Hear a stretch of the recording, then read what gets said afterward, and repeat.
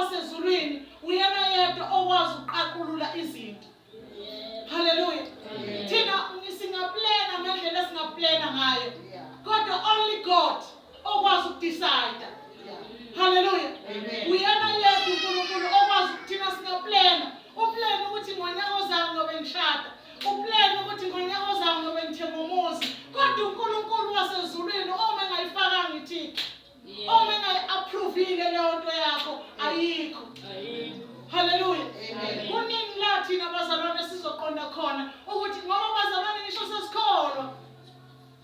sesikholwa wenza ngendlela efiswa nguwe, awenzi ngendlela uNkulunkulu akuhlelela ngayo.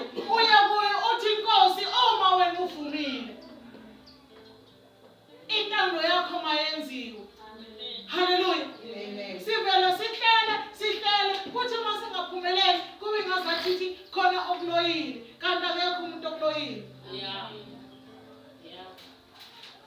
Akekho umuntu okuloyile, uwe ufuna ukuthi uzenzele izinto ngendlela ofisa ngayo. Hallelujah. Namhlanje ngifisa sazi ukuthi uNkulunkulu wasezulwini, uNkulunkulu okwazi ukuthi ashintshe amakhosi, awenze amakhosi. Anikeze ukuhlakanipha kwabahlakaniphileyo. Lisho njalo lapha kuDaniel ukuthi uyanika ukuhlakanipha kwabahlakaniphileyo. Hallelujah. Kusho ukuthi bazalwane siyadinga bazalwane ukuthi singabazalwane sibe nayo lento yokuqonda ukuthi uNkulunkulu uNkulunkulu. Hallelujah. Uma sibuyela lapha encwadini esiyifundayo kukhulunywa kuthiwa uDaniel wangena phambi kwenkosi.